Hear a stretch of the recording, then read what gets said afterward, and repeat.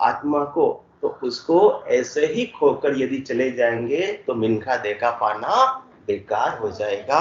तो सदगुरुदेव बुद्धि पर विवेक जागृत कर रहे हैं, मन को जगा रहे हैं, चिता रहे हैं। जो माया और मोह भ्रम की रजनी में सोया हुआ मन और आत्मा, उसे अपने उद्देश्य का भान ही नहीं है। उससे जो मिनखा देह प्राप्त हुई है उसकी कीमत ही मालूम नहीं है। तो उसकी कीमत सदगुरुदेव बता रहे हैं कि ये मन, हे आत्मा, तुझे ऐसा अमोलक मिनखा देह आज मिला है, बार बार मिलने वाला नहीं। ये मन रे ओतन ऐसा लोई, तुझे जो इसकी यदि कीमत मालूम पड़ गई और कीमत और वैल्यू मालूम पड़ने के बाद में इसके उद्देश्य की पूर्ति में तू यदि गरकाब हो गया, इसी देह के द्वारा तेरी आत्मा परमात्मा पद की प्राप्ति कर लेगी। आत्मा परमात्मा में फिर कोई फर्क, अंतर, भेद रह नहीं जाएगा। यहाँ तंसु उज्जवल कर जागे, यंसु राजा होई, यासु रूप करू बंधाना, सुख दुख पावे लोई। मिनखा देह की कमाई सब जगह काम आने वाली है। यहाँ आकर तू जैसे जैसे कर्म करेगा उसका फल वापस अगले जन्मों में निश्चित रूप से तुझे प्राप्त हो जाएगा। क्योंकि ये मिनखा देह कौन सी काया है? कार्जिक काया है। अन्य योनिया कौन सी है? भोग योनि है। किए हुए कर्मों को भोग सकते, परंतु हे मन, हे आत्मा, तुझे आज स्वतंत्र काया प्राप्त हुई है। जैसी जैसी तू इस मिनखा देह में कमाई करेगा वैसा वैसा तेरे कमाई साथ जाएगी, वापस वही तेरे कमाई काम आने वाली है। तो या तंसु उज्जवल कर जावे, यह अच्छे कर्म करेगा तो आगे ऊंचे घरों में, ऊंचे कुल में तेरा जन्म हो जाएगा। और इनसु राजा होई, राजा भी तो यहाँ के कर्मों के अनुसार ही बनेगा। यहाँ स्वरूप करूप बंधाना, सुख दुख पावे लोई। या तो कुरूप देह मिलेगी या रूपवान मिलेगी, या तो निरोगी रहेगा या फिर तू रोगी रहेगा। सब कैसे डिसाइड होता है? तेरे मिनखा देह के कर्मों के अनुसार ही डिसाइड होता है कि आगे तेरे कोई रोगग्रस्त रहेगा पूरी जिंदगी पर, या तो पूरी जिंदगी स्वस्थ रहेगा। आगे पूरी जिंदगी तू सुखी रहेगा या दुखी रहेगा। तेरे मिनखा देह के कर्मों को ही डिसाइड करना है, और ये कर्म करने वाला और कोई नहीं। हे मन, हे आत्मा, तो मिनखा देह के माध्यम से जैसा कर्म करेगी वैसा ही आगे बढ़ेगी। इनसु दीन दुनी सिर होई, यासु सुरगा जावे, इनसु पीर पैगंबर कहाना, फिर अवतार कहावे। ये साथ पर अपन सत्संग चर्चा पहले कर रहे थे, इससे ऊपर तक पहले हो चुका है। इनसु दीन दुनी सिर होई, यासु सुरगा जावे। यहाँ शुभ कर्म करेंगे, अच्छे कर्म करेंगे तो क्या होगा? तपस्या करने पर आगे दीन दुनी सिर होई, राजा और बादशाह पद की प्राप्ति हो जाएगी। और जितने भी शुभ कर्म करेंगे उससे स्वर्ग के ऊंचे लोकों में स्थान प्राप्त हो जाएगा। परंतु अपन ने चर्चा की थी कि स्वर्ग के ऊंचे लोकों का स्थान भी हमेशा के लिए स्थायी नहीं है। उस स्थान को, उस निवास को भी खाली करना पड़ता है, और वापस से 84 की और जन्म मरण के दुख भारी देखने पड़ते हैं। इनसु पीर पैगंबर कहाना, फिर अवतार कहावे। जितने भी पीर आए हैं, पैगंबर आए हैं और अवतार आए हैं, चाहे नित्य अवतार हो चाहे निमित्त अवतार हो, सब क्या कौन सी देह धारण कर आए? मिनखा देह धारण करके आए। इतना भारी मिनखा देह में गुण है कि परमात्मा भी अवतार लेकर किसके रूप में आए? इस मिनखा देह को धरकर आए। क्योंकि मनुष्य देह कौन सी काया है? कार्जिक काया है। जैसा चाहे वैसा कर्म इस मनुष्य देह के द्वारा कर सकते हैं। तो इनसु पीर पैगंबर कहना, फिर अवतार कहावे। अवतार क्यों आए? किसी न किसी उद्देश्य की पूर्ति के लिए आए। जितने भी नित्य अवतार आए, अनंत श्री सदगुरु सुखराम जी महाराज, दादू जी, दरियाव जी, कबीर साहब, नानक साहब, पलटू जी, रामचरण जी महाराज, जितने भी अवतार आए किसके रूप में? नित्य अवतार के रूप में। उन्होंने संसार के अंदर कोई भी सुख नहीं भोगा। उन्होंने तो दुख देखते हुए अपने उद्देश्य की पूर्ति में लगे हुए रहे कि ज्यादा से ज्यादा जीवों को ऐसे केवल ज्ञान की प्राप्ति के द्वारा कल्याण हो सके, आत्मा परमात्मा पद की प्राप्ति कर सके। और जितने भी तीर्थंकर आए उन्होंने भी मिनखा देह धारण की, तो सारे सुखों का उन्होंने त्याग कर दिया और केवल साधना में दरकाब रहे। और 9 करोड़ जन पहुंचिया 1 24 लाख, आगे अनंत ही पहुंचिया, अनंत ही पहुंचन हार। उद्देश्य क्या था?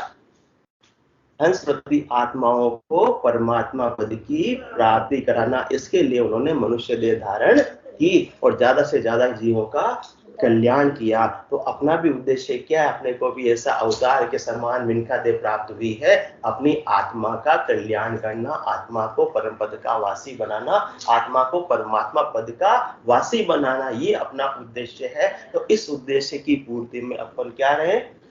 गर्काब रहे। संसार के अंदर सुख भी आएंगे, दुख भी आएंगे। सुख दुख की चोटें जीवन में आती है, आकर जाती है। ज्ञानी के हृदय को शोभ नहीं, मूर्ख को नाच नचाती है। बड़े बड़े अवतारों के जीवन में भी दुख आए तो अपन किस खेत की मूली है? मूली भी नहीं, मामूली है। तो अपने को सबको पता है, नित्य अवतार के रूप में जितने भी केवली भगवंत आए, सबने उन्होंने दुख सहते हुए अपने उद्देश्य की प्राप्ति में करकाब रहे, उद्देश्य को पूर्ण करके इस देह को छोड़कर गए। इसी प्रकार से जो निमित्त अवतार आए हैं, किसी न किसी निमित्त की पूर्ति के लिए। तो लास्ट सत्संग चर्चा में अपन ने दशरथ नंदन भगवान श्री राम पर चर्चा की थी कि उनका जीवन भी किसी ट्रेजेडी से कम नहीं रहा। उन्होंने पूरे जीवन भर क्या देखे? दुख ही दुख देखे, औरों का ही औरों का काम किया, स्वयं का सुख तो कभी भोगा ही नहीं। जो दुष्ट उद्देश्य के लिए आए थे, बस वो उद्देश्य उनके सिर में था, धुन हुई लगी हुई थी। संसार के सुखों से उनको कोई लेना देना नहीं था। उसके बावजूद भी कोई गिला नहीं, कोई शिकवा नहीं, कोई शिकायत नहीं। वन में भी चले गए अयोध्या के राजमहल को छोड़कर, तो भी कहते नहीं जानती हाय हमारी माता है आमोद प्रमोद, हमें मिली है कितनी कोमल, कितनी बड़ी प्रकृति की गोद। ये उनका सकारात्मक दृष्टि, पॉजिटिव नजरिया। महल को छोड़ गए, वो कहाँ रह रहे? जंगल में रह रहे। तो क्या करे? हमें तो वो छोटे छोटे महल थे अयोध्या में, हमें तो इतना बड़े महल मिले यहाँ पर। कौन से महल? प्रकृति के महल, प्रकृति को। वो हम 4 माताओं को छोड़कर आए, वो तो छोटी छोटी सी है, कितने 5-5 6-6 फीट की होगी, परंतु हमें मिली है कितनी कोमल, कितनी बड़ी प्रकृति की। इसी खेल को कहते हैं क्या? विद्वजन जीवन संग्राम। तो इसमें सुनाम कर लेना है कितना साधारण काम। उनको साधारण लग रहा है, इसी खेल को कहते हैं। उनको क्या लग रहा है? दुख नहीं लग रहा है, क्या लग रहा है? खेल लग रहा है। बच्चे खेल में हारते हैं, जीतते हैं तो भी आनंद की प्राप्ति होती है। हर स्थिति में वो तो खुश रहते हैं। इसी खेल को कहते हैं क्या? वो पूछ रहे हैं विद्वजन जीवन संग्राम। कहते ने बोरी लाइट तो पूरी संघर्ष से निकल गई, हमने तो जीवन पर स्ट्रगल ही किया। भगवान राम के जितना तो स्ट्रगल किसी ने नहीं किया। वो स्ट्रगल करने के बाद, सच्चा स्ट्रगल करने के बाद भी क्या कह रहे हैं? ये तो खेल है। इसी खेल को कहते हैं क्या? विद्वजन जीवन संग्राम। तो इसमें सुनाम कर लेना, सुनाम मतलब विजय प्राप्त कर लेना है कितना साधारण काम। कौन सी बड़ी बात है? उनको तो उनका लक्ष्य नजर आ रहा था, उद्देश्य नजर आ रहा था। उन्होंने सारे दुख सहते हुए, सारे सुखों का त्याग करते हुए अपने उद्देश्य की प्राप्ति में गर्काव रहे। कौन? भगवान श्री राम, जो विष्णु का अवतार थे, पारब्रह्म से शक्ति लेकर आए, कलाएं लेकर आए थे। और शेषनाग का अवतार कौन थे? भगवान लक्ष्मण। और माता लक्ष्मी का अवतार माता सीता जो बनकर आई है। इन्होंने अपने उद्देश्य की पूर्ति में गर्काव रहे, सारे दुख सहे। फिर लास्ट में क्या बात हुई थी? नहीं जानता अब सहने को क्या क्या है अवशेष रहा। दशरथ नंदन भगवान श्री राम अपने छोटे भाई को कह रहे हैं, शेषनाग जी को कह रहे हैं, नहीं जानता अब सहने को क्या क्या है अवशेष रहा। कोई सह न सकेगा जितने तुमने मेरे लिए सहा। तो लक्ष्मण जी क्या जवाब देते? आर्य तुम्हारे इस किंकर को, कठिन किंकर मतलब दास को, आर्य तुम्हारे इस किंकर को कठिन नहीं कुछ भी सहना, असहनशील बना देता है। किंतु तुम्हारा ये कहना, ऐसी बात मुझसे मत कहो। आप भी जिस उद्देश्य के लिए आए हो उसमें गर्काप हो, लगे हुए हो। मैं भी जिस उद्देश्य के लिए आया उसमें लगे हुए हैं। सुख और दुख तो आते जाते रहेंगे। सुख और दुख में रह गए, उद्देश्य की पूर्ति नहीं हुई तो अपना अवतार धारण करना बेकार हो जाएगा। इसी प्रकार से बहुत कष्ट कर पाइयो मिनक जन्म अवतार, इसको सफल कर लीजिए भज के सृजनहार। ये सद्गुरुदेव अपने को शिक्षा दे रहे हैं। कहा राम ने की ये सत्य, सुख दुख सब है समायाधीन। सुख में कभी न गर्वित होवे और न दुख में होवे दीन। जब तक संकट आप ना आवे तब तक उनसे डर माने, लेकिन यदि वे आ जावे तो डटकर सूर समर ठाने। भागना भी नहीं है, उनका मुकाबला करते हुए, संघर्ष करते हुए अपनी भक्ति को छोड़ना नहीं है। दशरथ नंदन भगवान श्री राम का भी जीवन सुख और दुख से भरा हुआ रहा, तो अपन भी उससे अलग नहीं रह सकते हैं।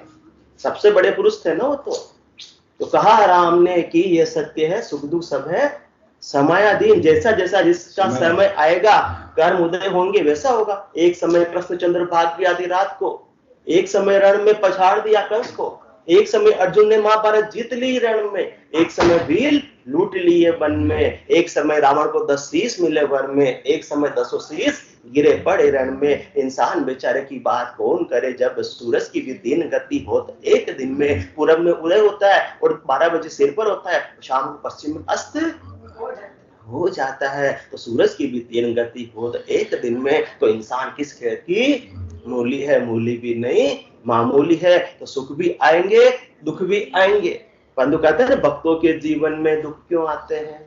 और सबसे ज्यादा भक्तों के जीवन में ही आते हैं। जो संसार में लगे हुए हैं उनको तो कोई परवाह है नहीं, वो तो साम दाम दंड भेद से अपना उद्देश्य की पूर्ति कर लेते हैं। भक्त ऐसा कर पाते नहीं है, उनकी कुछ तो मोरल वैल्यू होती है, ज्ञान का विवेक होता है, ज्ञान से विचार करके वो काम करते हैं। दूसरा मेरे साथ कुछ भी कर रहा हो सो करे, पर मैं ऐसा कर सकता नहीं, तो इसमें अपने को दुखी नहीं होना है। तोतला जी, इसमें अपने को दुखी नहीं होना। भक्तों के जीवन में ज्यादा दुख आते हैं, वही सदगुरुदेव समझा रहे हैं।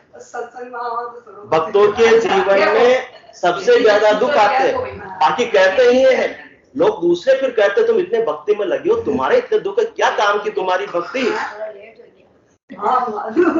क्या काम की तुम्हारी भक्ति? तुम इतनी भक्ति में लगे हुए हो, फिर भी तुम्हारे जीवन में दुख क्यों है? हम भक्ति में नहीं लगे तो हम तो खुश है, हम अच्छे। फिर तो लोग ऐसे कहते हैं, लोग ऐसे कहते हैं। तो भक्तों के जीवन में सबसे ज्यादा दुख आते हैं। मैलाना जी, क्यों आते हैं? ये परमात्मा की विशेष अपने पर कृपा है। जितने भी पूर्व ऋणानुबंध है, पूर्व कर्म है, जब तक चुकेंगे नहीं तब तक इस आत्मा की मुक्ति नहीं हो सकती। एक भी कर्म बाकी रह जाएगा, उस कर्म का ऋण बदला लेने के लिए और देने के लिए इस आत्मा को दे धरकर आना पड़ेगा। और परमात्मा कहते हैं ये मेरी भक्ति कर रहा है, उसको मैं वापस दे धरने का अवसर क्यों दूं? वो ज्यादा से ज्यादा दुख इसी जीवन में देकर उतरवा देते हैं। किसके साथ जैसे ऋणानुबंध है, किसी की पत्नी से नहीं बनती, किसी के पति से नहीं बनती, किसका बेटा लाइन पे नहीं है, किसी की समाज से नहीं बनती, कोई यार दोस्त धोखा दे रहे हैं, कोई क्या कर रहे हैं, क्यों हो रहा है? भक्ति होते हुए भी ऐसा क्यों हो रहा है? अपन कहते हैं अपन तो किसी के साथ कुछ बिगाड़ा किया ही नहीं है, बुरा किया नहीं, मेरे ही साथ बुरा क्यों हो रहा है? ये परमात्मा की विशेष मेहर है। किस पे? शरीर पे नहीं, मन पे नहीं, आत्मा पर विशेष मेहर है कि इस आत्मा को मैं अपने निज घर में स्थान देना चाहता हूं। इससे सारे ऋण बदले चुकवा कर इसको शुद्ध स्वरूप करके अपने घर में बुलाना चाहता हूं। इसलिए ये सुनहरा अवसर अपने को प्राप्त होता है, सारे ऋण बदले, सारे कर्म को थोक में उतारने का। उतार तो अपन रोज ही रहे, पर छुटकर उससे काम बनने वाला नहीं है। जो भी थोड़ी बहुत ज्योतिष जानते हैं वो समझते हैं कि एक आत्मकारक ग्रह होता है, आत्मकारक दशा होती है। आत्मकारक ग्रह कौन सा होता है? जितने भी 9 ग्रह है उसमें जो सबसे हाईएस्ट डिग्री का ग्रह होता है वो क्या होता है? आत्मकारक ग्रह होता है। यदि किसके जीवन में उस आत्मकारक ग्रह की दशा जीते जी आ जावे तो समझ लो कि परमात्मा की उस पर विशेष कृपा है। वो आत्मकारक ग्रह क्या चाहता है कि ये संसार को छोड़कर, भौतिक वस्तुओं के आकर्षण को छोड़कर, भौतिक वस्तुओं की गिद्धगा को छोड़कर इस समय में तो भक्ति में गरकाव हो जावे। और अपन क्या करते हैं? ज्ञान के अभाव में उल्टा करते हैं, उस समय संसार का कार्य बढ़ाने में लग जाते हैं। तो ऐसा निचोड़ निचालता है, ऐसा निचोड़ कर रख देती है वो महादशा कि इंसान सोचता है कि मैंने ऐसे कर्म कौन से मेरे उदय हुए जो मेरे को ऐसा दुख देखने को मिल रहा है। जिसके जीते जी ऐसी दशा आ गई, समझ लो कि परमात्मा ने उसको मौका नहीं मिनखा दे देकर तो मौका दिया, परंतु विशेष मौका दिया है कि सारे कर्मों को थोक में अभी उतार दे, सारा लेना देना समाप्त कर दे। जिसके भी प्रति इतने थोक में उतरते हैं कि आदमी संभल ही नहीं पाता है, क्योंकि अनेक जन्मों के संचित कर्म में आज के कर्म नहीं है। तो वो यदि आ गया समय तो समझ लो परमात्मा ने विशेष कृपा की है, विशेष महर की है। उस समय अपन आंखों से अश्रुधारा बहते, परमात्मा मेरे साथ ऐसा क्यों किया, ऐसा क्यों किया, दोष देते। वो परमात्मा हंसता, बच्चा मैं तो तेरे भले के लिए कर रहा हूं, तू अभी नहीं समझ पा रहा है, पर बाद में तुझे समझ पड़ेगी। जब तू भक्ति के माध्यम से पूर्ण स्थिति को प्राप्त कर लेगी, मेरे घर में आएगी, तब तुझे मालूम पड़ेगी परमात्मा ने ऐसा तेरे साथ में क्यों किया था। इसलिए भक्तों के जीवन में इतने भारी दुख आते हैं, वो अपने उद्देश्य की पूर्ति कराते हैं। इतने भारी दुख आते हैं कि वो परिवार वाले सत्संग चर्चा में भी नहीं आने देते हैं। इतने भारी दुख भी आते हैं। अनंत श्री सदगुरु सुखराम जी महाराज भी सत्संग चर्चा में गरकाव रहते थे, भक्ति में गरकाव रहते थे, तो उनकी पत्नी का सहयोग भी उनको नहीं मिलता था। परंतु इस वजह से उन्होंने कहा मेरे तो सारे कर्म उतर रहे हैं, सारे ऋण बदले उतर रहे हैं, मुझे तो मेरे उद्देश्य की प्राप्ति करनी है। यही सदगुरुदेव अपने को उपदेश दे रहे हैं, शिक्षा दे रहे हैं, अपने को समझा रहे हैं कि सुख से कमी से घबराना मत, और दुख के ज्यादा होने से भी घबराना मत। अपने उद्देश्य की पूर्ति में लगे हुए रहना। वो समय क्या कह रहा है, अभी तुम भक्ति में लग जाओ। जो उस समय पे भक्ति में लग जाता है, उसका संसार के अंदर भी बाल बाका नहीं होता, और आत्मा भी परमात्मा पद की प्राप्ति का मार्ग प्रशस्त कर लेती है। परंतु विवेक होना चाहिए, ज्ञान होना चाहिए। यदि वो ज्ञान है, उस समय क्या करना, संसार की गिद्धता को छोड़ना है और भक्ति में गरकाव हो जाना है। तो सहज सहज के अंदर ये जीवन भी कट जाएगा और आत्मा भी परमात्मा पद की प्राप्ति कर लेगी। तो इनसु फिर पैगंबर कहाना, फिर अवतार कहावे। तो दशरथ नंदन भगवान श्री राम की अपन ने बात की, जो किनका अवतार थे, भगवान विष्णु का अवतार थे, और लक्ष्मण शेषनाग जी का थे। और वापस ये कौन से युग में अवतार लिया, त्रेता युग में। और द्वापर में इन्हीं ने वापस अवतार लिया। मिनखा देखा गुण है, वापस मिनखा दे धारण करके आए। भगवान विष्णु ने कौन सा रूप धारण किया, भगवान कृष्ण का।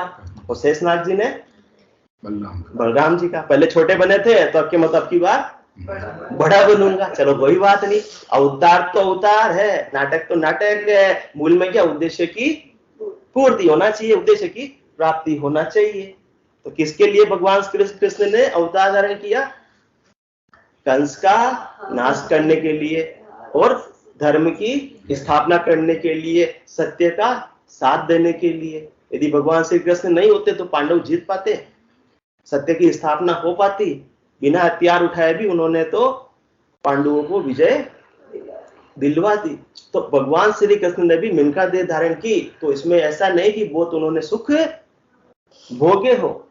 जन्म कहां हुआ, जेल में, जहां कोई खुशी के गीत गाने वाला भी नहीं था। मरण कहां हुआ, जंगल में, किसी भील के तीर से, वहां उनके मर्सिया गान गाने वाला भी कोई नहीं था। परंतु उससे उनको कोई लेना देना नहीं था। जिस उद्देश्य के लिए अवतार धारण किया, वो मूल में उस उद्देश्य की पूर्ति होनी चाहिए। बाकी तो संसार के लिए ऊपर के उपाय, ऊपर के आडंबर पूरे हो रहे हैं तो भी अच्छी बात, नहीं हो रहे हैं तो कोई खास वाली बात नहीं है। तो जेल के अंदर जिनका जन्म हो रहा है, और बचपन भी कैसे बीत रहा है, अपने माता पिता को छोड़कर दूसरी जगह रहना पड़ रहा है।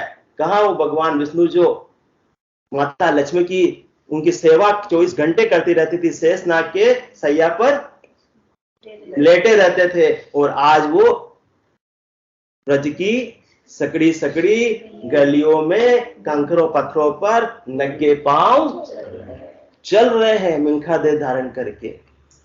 जिनके चरण कमल कमला के कर तल से न निकलते देखा, उनको ब्रज की कुंज गलिन में कंटक पथ पर चलते देखा। क्यों चल रहे, अपने उद्देश्य की पूर्ति, बस लक्ष्य की पूर्ति होनी चाहिए। बाकी संसार में सुखों के अभाव हो कोई खास बात नहीं, दुखों की भरमार हो कोई खास बात नहीं है।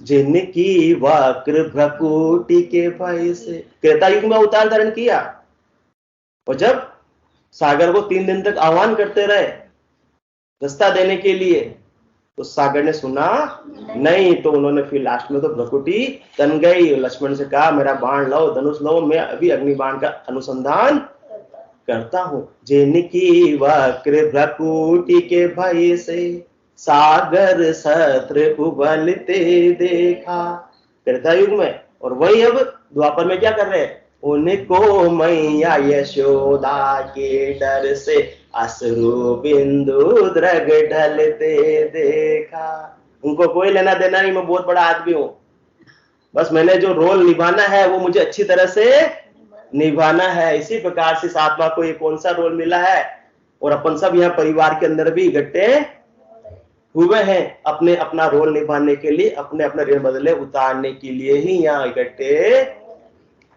हुए हैं।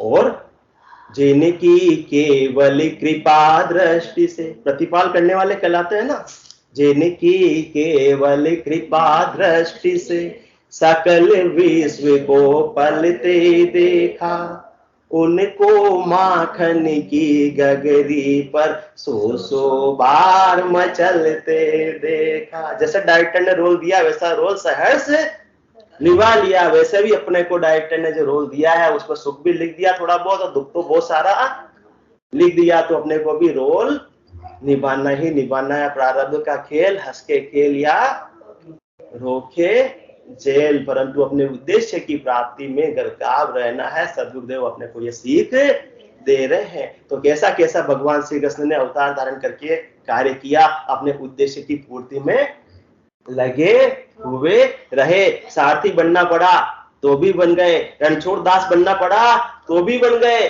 और ब्रज की गलियों में नंगे पांव फिरना पड़ा तो भी फिर गए, और दूत बनना पड़ा तो भी बन गए। पांडवों की ओर से क्या लेके गए, दूत बनकर गए, संदेशा लेके गए। जो लाक्षागृह में जलते हैं वे ही सूरमा निकलते हैं। वर्षों तक वन में घूम बाधा विघ्नों को चूम, सह धूप दाम पानी पत्थर, पांडव आए कुछ और निकर, सौभाग्य न सब दिन सोता है, अब देख आगे क्या होता है। मैत्री की राह बताने को वो कहते मैं दूत बनकर जाऊं क्या, मैं तो विष्णु का अवतार हूं।